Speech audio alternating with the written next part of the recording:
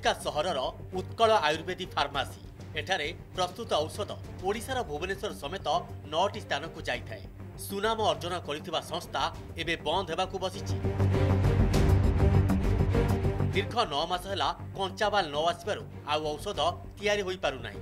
परिचालना कमिटीर दुई दल मध्यरे विवाद फल कंचामाल किणा जाउनी। संस्था निजर सत्ता हरैबा स्थिति को गति करुवा बेले राजनैतिक गोष्ठी कंदल जो कर्मचारी माने बहु असुविधा भोगुचंती। मोट 40 रु 50 टी एजेंसी यार औषध क्रय करुचंती।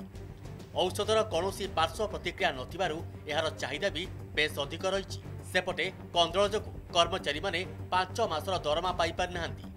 उच्च अधिकारी को लिखित अभियोग करिया परे भी कौनसी सुफल मिलिनी। फल दरमा न पाई हंतसंत होउथुबा कर्मचारी धारणरे बसछंती। देश दुनिया लोक आसिक मेडिसिन नहीं कि रोग मुक्त होतले आम से दरमा पाइक सारा आम बंचुलु। एबे जो मैनेजमेंट आसिक दी पार्टी हो से कंपनी आउ चलैया व्यवस्था नहांती। दरमा आम 9 मास काम बंद, दरमा 4-5 मास दरमा बंद। किंतु कंपनी पे मिलिक आम 3 मास सरकार चिट्ठी कलुनु ए कंपनी चलुनी आज्ञा आमर दुख बुझुँ बोले सरकार किसी बुझार ना कि शुणवार ना। यही आस्का आयुर्वेद सबुठी सुनाम अर्जन कर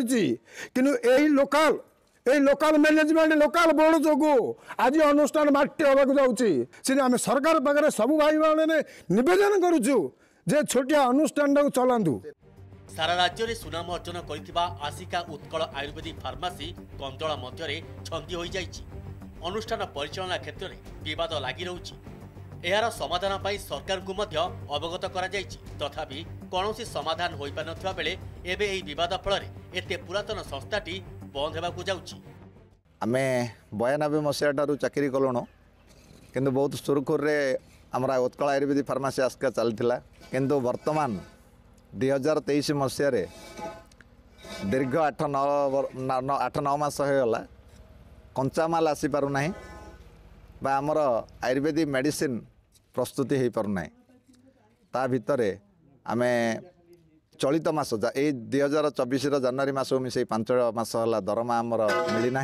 समस्त रोगर अव्यर्थ औषध ये प्रत्येक रोग एथिरे भल हो पारुछि एवं सबुदिन भल हो पारुछि आर साइड इफेक्ट किछि नाही।